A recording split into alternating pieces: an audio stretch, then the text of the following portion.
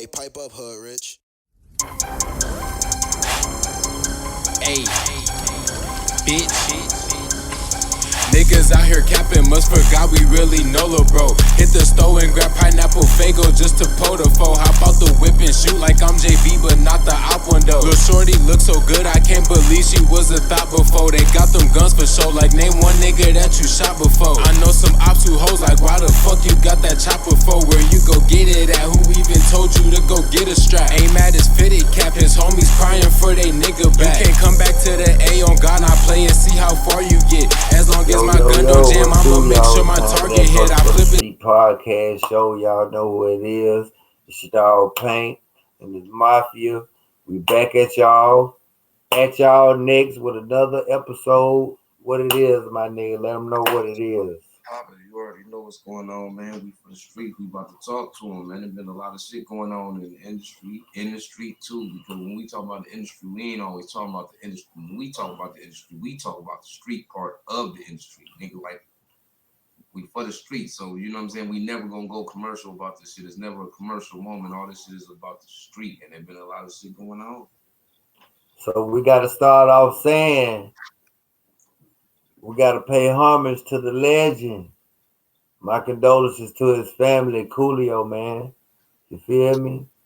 Damn. One of the biggest icons from the West Coast. Hey, man, dangerous grounds. You did what I'm saying? Gangsta's paradise, man. Gangsta's paradise. You know, to the young generation, I don't expect you to get it because it was a different time. We talking about 20, 30 years ago.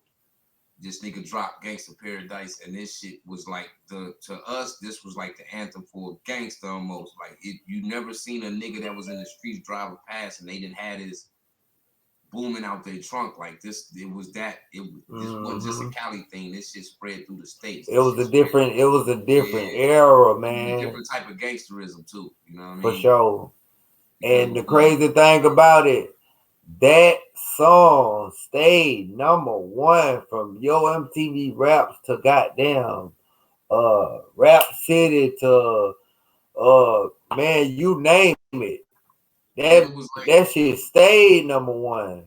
Gangsta Paradise was also one of them songs that broke a barrier. Like as a gangster rap song, one of them songs that went international though.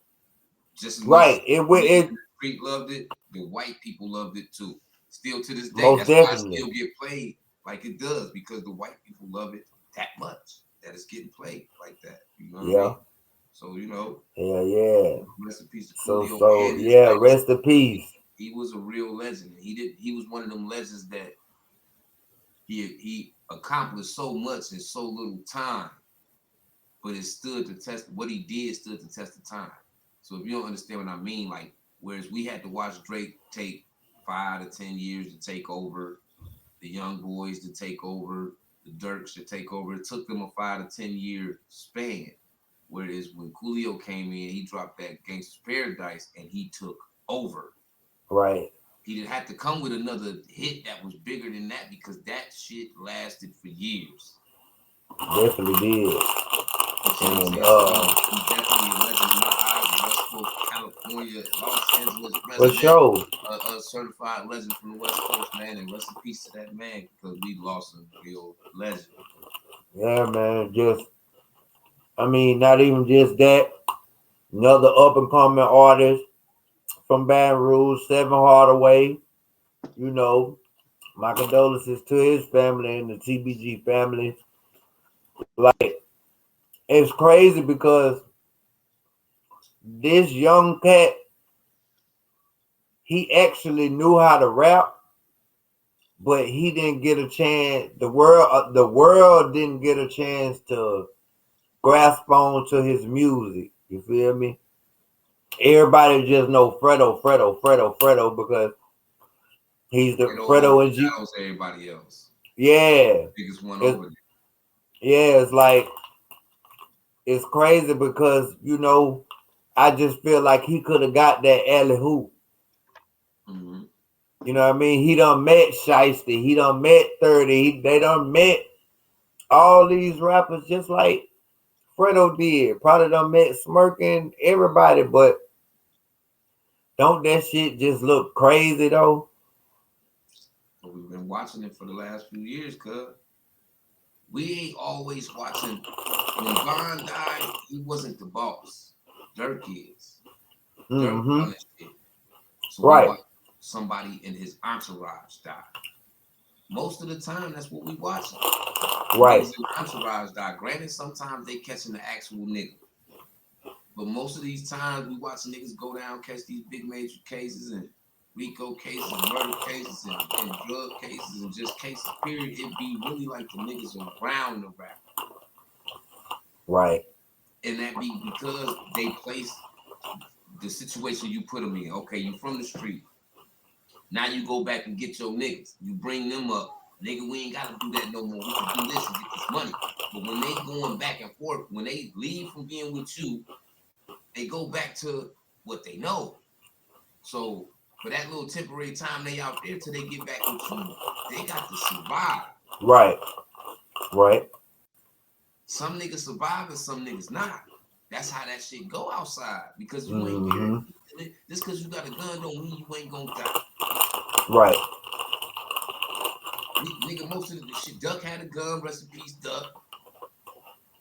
Von had So, niggas with guns around him, rest in peace, Von.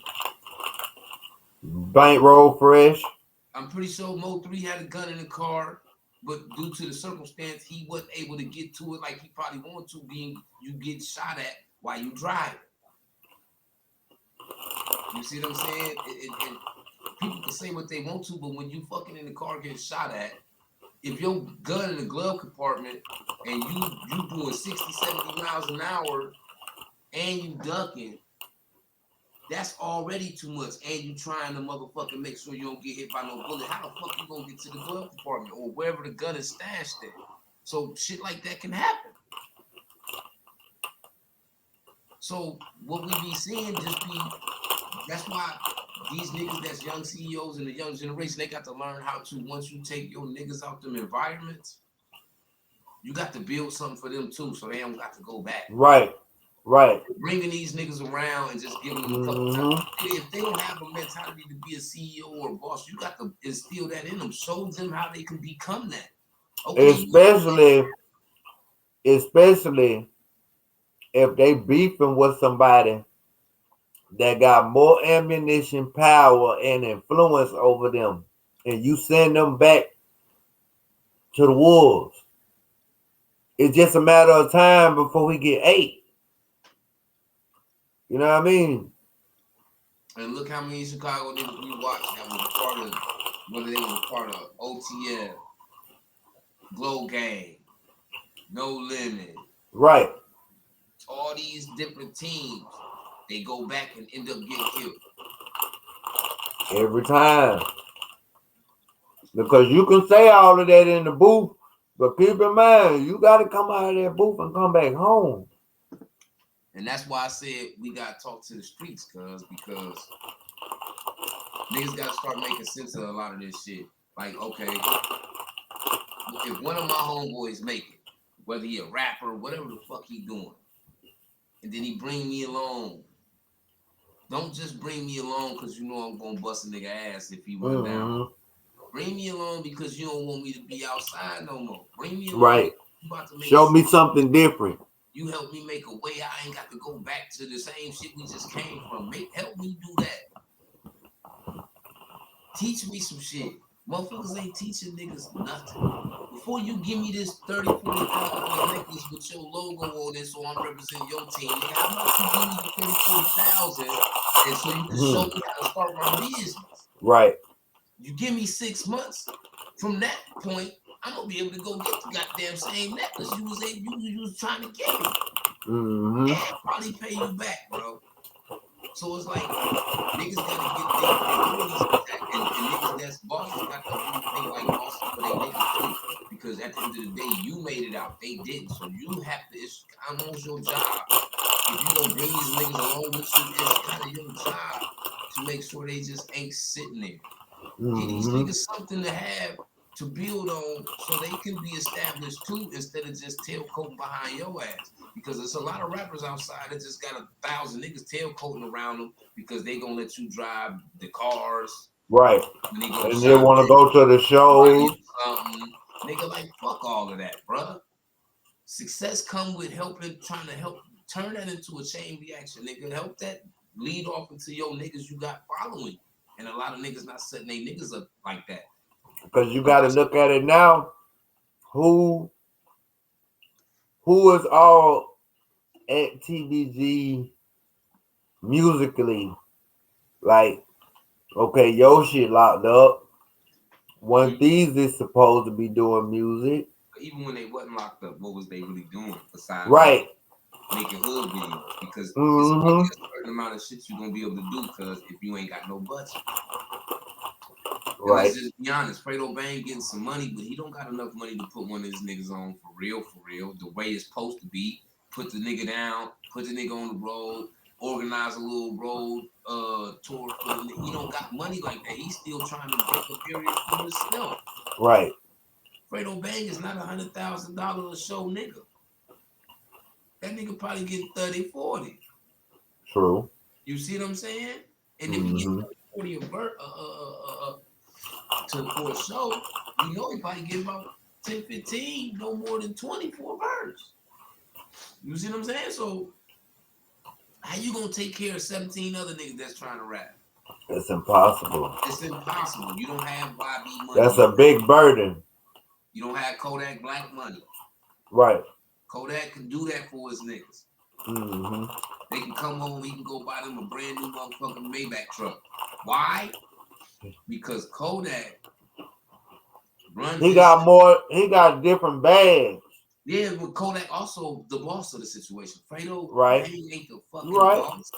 I don't even know who the fuck run TVG. You see what I'm saying? I don't either. But we know he ain't the boss. Yeah. Oh, matter of fact, He's just the artist. Cleese 5 running, and he locked up. Dude that used to run. Yeah. He the boss man. You're not the boss because you're not in no position to be putting nobody up. You're not the fucking boss.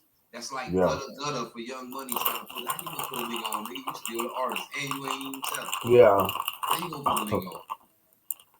You gotta carry these niggas to Weezy. Weezy, I met this nigga. He dope, man. You might as well sign him. Cause your money ain't up and you can't do it. And if I'm not mistaken, I think their CEO been locked up for a couple of years, like for a minute. That's why I got much respect for the I don't choose sides in niggas' problems because I personally don't know none of these niggas. You right. See what I'm saying? But I got respect for niggas like Kodak Black. I got respect for niggas like Bird. I got respect for niggas like YB. And I got respect for Kodak and YB a little bit more than Dirt. The reason why I say this because you hear a lot of niggas from OTF complain about how he's just got these niggas around. Yeah. And true. If you really feeding your people and you doing all the right things, you're not gonna hear niggas complain like that. You don't hear niggas complain about Kodak Black or how he treat these niggas financially. You don't hear that from YB neither. No, you don't. So that's why I got a bigger respect for them because they actually putting the people they around in a situation where you keep your head on right. You can accumulate some money, yeah. Around me, you feel what I'm saying? Like why we don't gotta go do songs with all this artists. His fan base rubs off on them just because they affiliated to Youngboy. And his fans is so Youngboy crazy just because that's YB little homie, YB friend, YB brother. Them niggas gonna automatically do streams, whether they dope or not. Put the niggas in situation. How much do Dirt do that for OTF rappers? All we seeing is dirt. We ain't seen a OTF Boona joint, free OTF Boona. We ain't seen a OTF. We ain't seen a Google 600 mixtape CD. No, we ain't seeing none of this. It's all dirt. Mm-hmm. Dirt. Right. Right. I mean, that shit crazy. You don't know how the rap game gonna look this year. And I only feel like Lit Yoshi was having money based off of the stepping he was doing. You got Oh yeah, cause he you was a know what I'm stepper. saying? So at the end of the day, he was having more money than the rappers on TVG, all just from stepping. Right, This nigga right. finna go to jail, walk around with money like this, but we ain't seeing no another nigga from TVG outside Fredo Bang doing that though. But this is money he reaping from being the stepper though. Yeah. You got to pay the stepper. But when your steppers is making more than your investments, which is supposed to be the rappers, you moving backwards. And he got 15 to do to the dough. You see what I'm saying? And y'all invested more money in Lit Yoshi than you did Man, any. everybody. You see what I'm saying? That's You backwards. spent the M to burn him out. He went Granted, right he didn't back. run. Granted, he didn't run and all that shit. So you know how the bail shit go. You get that back when the case over. Yeah. Long as the nigga don't jump bail. You right. And in business, nigga ain't gonna have to put that money up long as you can guarantee. That's kind of why Hov didn't want to do it for Beans. Beans was really outside, and he was like, nigga, I can't be responsible for bonding this nigga out because it's gonna fall back on me if this nigga jump bail, do some more street shit. That's why he really, but Beans didn't understand that then. He just felt like Hov wasn't fucking with him. Yeah, he just was a hothead. Yeah, you gotta understand, this man got so much shit on the table. He can't afford for you to come outside and still want And to bring his yeah, he couldn't bring his empire down.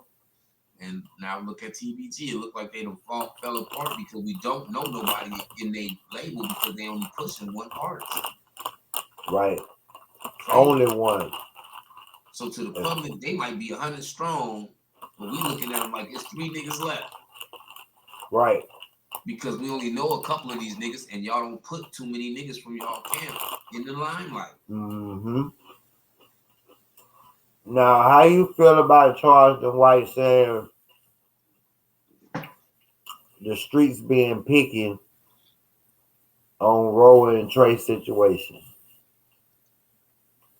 And do you think that's true or you think that's false? I don't think it does. Zero did that to himself, my nigga. We street niggas. I fuck with both of them. I listen to both of their music. I still been listening to both of their music. I ain't picked no side of who I'm listening to. Hell no. Music is solidified, so I don't put the music in their situation. But right.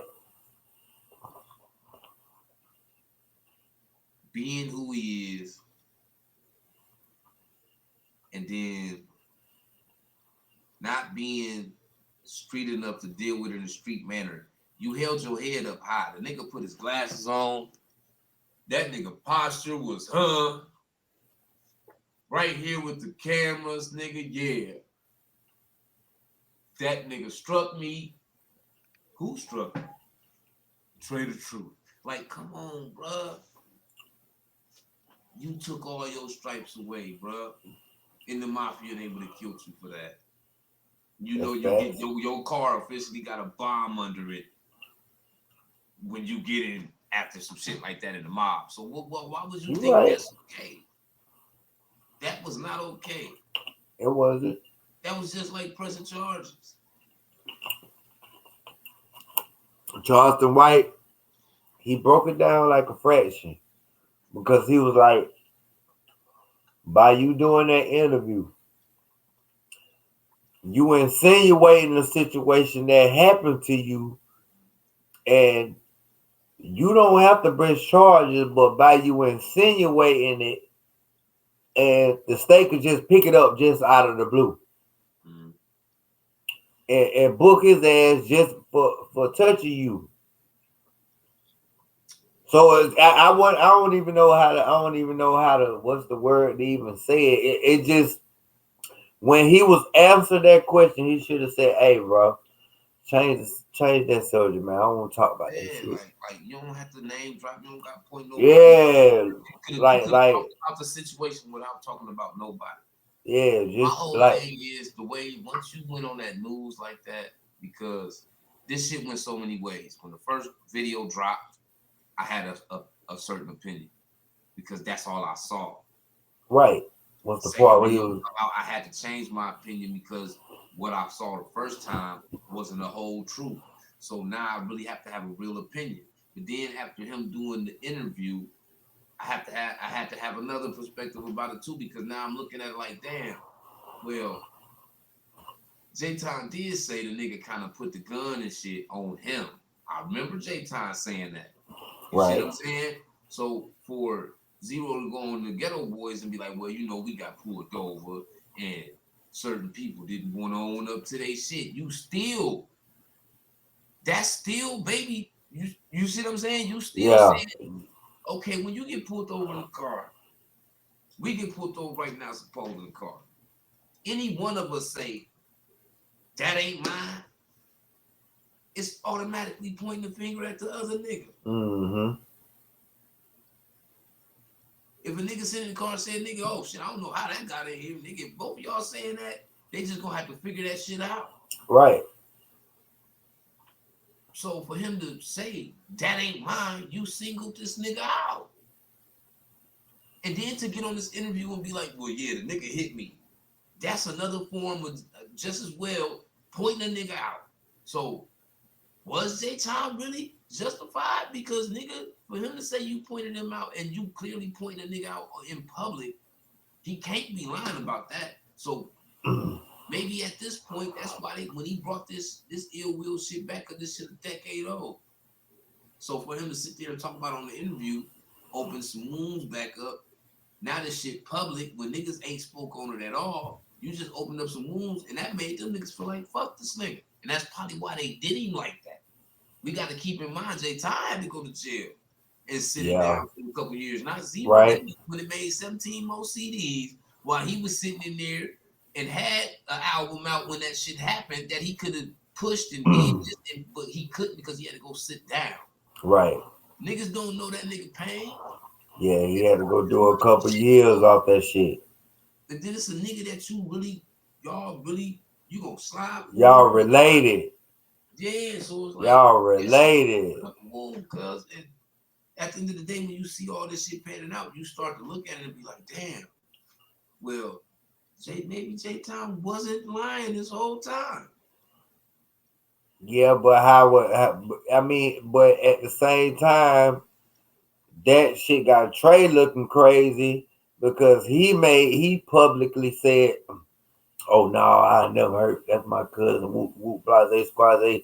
That nigga know what's happening. I just talked to him. It's all love. Then when the world got a chance to see that video, man, my mouth dropped to the ground. Like in the same 24 hours on that nigga. I ain't never in my life seen the lie get exposed like that, man. What did was let these niggas it's kind of both sides' fault, because if this shit 10 years old and y'all had this issue, instead of Zero want to go one deep and not being around niggas, y'all should have hit a nigga backyard, scuffled it out, and the shit dead. It's behind y'all. Right, because there wasn't no blood on the ground behind it. No reason to even bring it up in no interviews, no nothing. But because y'all held it off for all this long, niggas been having this hate in their heart this whole time. Niggas been watching you eat this whole time when they could have been, y'all could have been eating together. So it's a lot of shit built up with that shit. So for Ro to do a lot of shit he did, he didn't just take away from them. He took away from himself, because they didn't lose no street credibility, because what they did is what street niggas be doing. Right, street niggas jump niggas all the time. We gonna put these hands and feet on them. Yeah, street niggas get jumped all the time. Us that they ain't fucking with cuz that much to say, you know what I'm saying? Us and these out of towners gonna put hands and feet on them. That just showed you right there how much respect they don't have no more for Zero, bro. Yeah. And the crazy thing about it, the world, the fans, the H-Town community and the fans, they don't even know that bullshit that they did. The fans, we still love the music. Yeah. Y'all just gotta tighten up as men. You feel me? Both of them niggas as niggas we looked up to, in music and the type of music they make, because let's just be honest, they make real rap music. Damn right. When I say real authentic, rap, authentic music, authentic yeah, street I'm music. emphasizing real because these niggas rap reality. Right. They nigga, that the Red's the Sun, nigga, Zero your daddy. He was making pain music before all these niggas. Yeah. For sure, you feel me? So nigga gotta give him his flowers on that shit. The shit they rap about, they showing us they go against a lot of that shit. Like as much as Trey say I'm a real nigga, I keep my motherfucking word and all this other shit. You lied to everybody, straight face. Yeah, you did that. Just talk. And you did it sober too, dog. Sober. So you know what I'm saying? How real is you if you could lie to us like that? It's just like Zero. I'm a gangster this. I'm gonna deal with this shit. I'll punch a nigga ass out. And one deep. I don't need no nigga for this and that and this and that. But then you went and sat down with news and pointed niggas out. Even though it wasn't, it was a hood news interview. Even though it's just that question wasn't supposed to have been answered. It's supposed to say it like, bro, change the subject. Let's talk about some music. I'm not finna tell you who the hell hit me when y'all sitting there watching the goddamn video like the world. Yeah. The fuck wrong with y'all? Just certain shit he ain't have to do and he did. Yeah. Because of that, I just can't. So it's like, of course, you know, I tell Black all the time, nigga, H-Town pride is like, they got pride like a high school when it comes to music, nigga. When an artist drop, niggas bobbing their heads, nigga, they supporting. I love it. You feel me? And to see the two big dogs that still music still going through the airwaves like this, really bump heads like that, and plus everybody was hoping they can hear an ABN album, but like Rose said on the Pressure album, he said, nigga, if y'all know what I got paid for that album, y'all wouldn't even ask me to make that album. You did what I'm saying?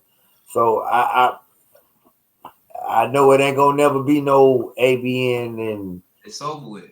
Yeah, that's dead. It's over with. That's a dead situation. It's social media time where in the 90s we might not have seen them jump on him. No, right. This might have been like a mist floating in the wind. Nobody would do for real except for the people that was there. Right. But this in the algorithm. It's documented now, so it's like, as a street nigga, you look crazy as hell going to do some music with some niggas that jumped on you in front of a city full of celebrities at the time.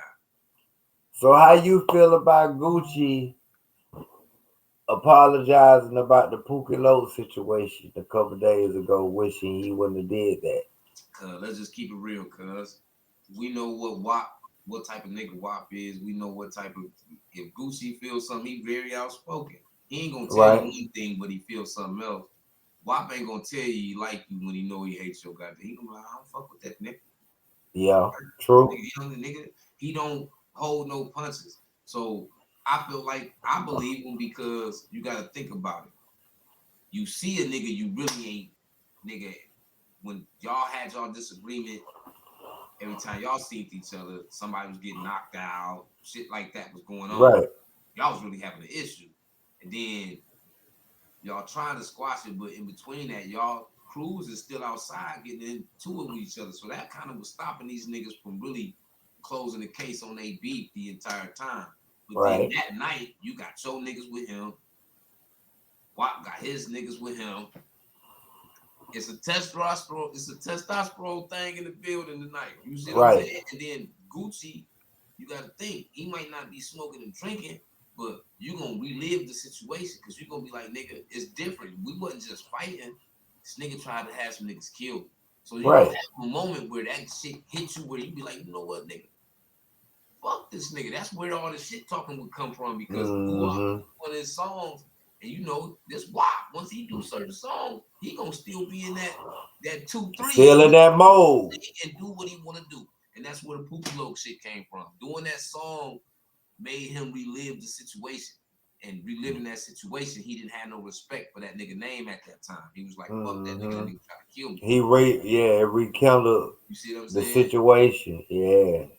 So I'm glad. I'm proud of the growth, because now when you just think about it, Jeezy reached out to him and asked him to do the verses. He did it. Gucci got it off his chest. And they went to the same club together. Right. Gucci Not came like together, but they was in the same building. Right. They cruised side by side. Gucci came to realization of seeing all these murders of these rappers. Mm-hmm. Like, we ain't talking about the streets.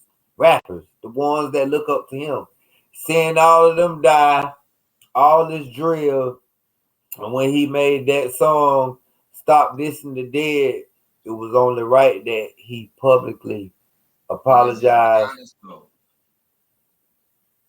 1017 Brick Squad and G-Unit was the only ones living that reality when they was coming into the rap game. They had them street beefs. Yeah, for sure. I'm gonna tell you this also though 50 was the bigger, he came in and he did it bigger than WAP. And he had a very street background with him when he had to come in. He beefing with Preem and Murder Inc. and Herb Gotti and Ja Rule and Black Child and all these niggas. Mm-hmm. He's showing up to concerts, 300 niggas with bulletproof vests on and army guns. First rapper to move around, got all his artists in bulletproof joints. As much as intense 50 Cent's shit was, WAP got more attention for his street shit than 50 Cent did. That's facts. And I'm gonna say that because look at the generation, nigga. When you talking about who the trap god, who the young niggas look up to out of all the older niggas, they don't say Jeezy, they don't say T.I. You got a select few now that I even say Lil Wayne, because let's just be honest, Keith came out, he was over there fucking with Guwap. Everybody, all these young niggas wanted to fuck with WAP first. Yeah, for sure. They didn't want to go fuck with no East Coast nigga, no LA. Even nigga. To this day. They didn't want to go, even to this day. That's why them little niggas he can go any state and them little niggas gonna sign the WAP because they already look up to this nigga. Like Doughboy said. He used to kick a dough off of Gucci Kicker Dough. Yeah. He said used to kick a dough off of Gucci. Yeah, he said it. Yeah, he say that, nigga. Like, so that just lets you know how much of influence WAP he has on, yeah. Because he wasn't just talking for the niggas that had money like Jeezy was. No, he was talking for the robbers. Real money related to that type of talk, where WAP was like, nigga, wow. I sell a nigga brick, but I take that bitch back. Some grimy shit. Yeah. He gonna sell a nigga a dummy brick. Yeah, a dummy brick, nigga. He finesse you. He giving you the life. He breaking down the life of a slimy of the slime ball in the trenches. And we know niggas like this, so it was like that's facts. It was like nigga WAP really was like the trap god to us. And then we seeing him and Waka and them get around, put the press on niggas and do this to niggas and got niggas moving out. Like, we was seeing this shit. These niggas wasn't laying down and niggas wasn't missing no chains on 1017, nigga. So when WAP go to Memphis or go here and go there, them little niggas like, man, the trap guy trying to sign a nigga, man. Yeah, they coming. Whereas over here, they knew they probably could have got $1 million, but man, fuck that million. WAP gonna give me 100,000 and it's Gucci. Shit, they going over there. Yeah, like, WAP got the key to the young generation for real. He the big dog. He the fucking big dog when it comes to that. Them niggas, and think about it, cuz when he started the new 1017, look at the breakdown. He started off, he was pushing Fujiano harder than anybody. Fujiano wasn't even the biggest nigga. Here comes Pooh Shiesty. Pooh Shiesty took over. He's sitting up there like YB Dirt. If Pooh Shiesty don't go to jail, he up there on the Mount Rushmore with YB Dirt. Facts. Because he made everybody throw that Shiesty mask on. And they still wearing it to this day. We calling the COVID mask the Shiesty mask. Yeah, real talk. That's how much influence he got. Yep. Jail too. He goes to jail. Yeah. Hot Boy West, and he was already doing his thing, but on 1017 he really turned up. He in a little bit of trouble. Here come Big Scar. This one of the niggas that I was least looking at the most because he was like in the back to me. Like out of all these niggas, he the least one I like. Now these niggas is kind of like out his way due to their own circumstances. Nigga, this nigga Scar harder than a motherfucker, nigga. Oh yeah, he pressure. Big Scar hard than a motherfucker, man. Shout out to Big Scar, man. That nigga be talking his shit. That nigga Gucci be like, nigga, I brought out my perfect weapon. That nigga ain't lying. That nigga had the perfect weapon sitting on a bench all this motherfucking time, cuz. That nigga's a genius, man. And I thought once Pooh Shiesty went to jail and Fu went to jail, it was over with the new 1017. Shit. WAP too smart, man. Yeah. Don't sleep on WAP. But this all we got for y'all on this episode. It's time for that Culture for the Street, man. Do not leave out the trap until you can serve. And nigga, we serving every day. You already know what time it is. Hit that like button, share the video, like the video, subscribe to the channel, ding the notification bell, all the shits, man, and tune into us on Spotify, iHeartRadio, Pandora. We on all that shit. iTunes, nigga. You can follow us everywhere. We everywhere with this shit. Nigga, just stay tuned, join the movement, man, because we about to level up on y'all asses. Nigga, it's time for that Culture for the Street. Hosted by Mafia and Paint, man. We out of here. Go.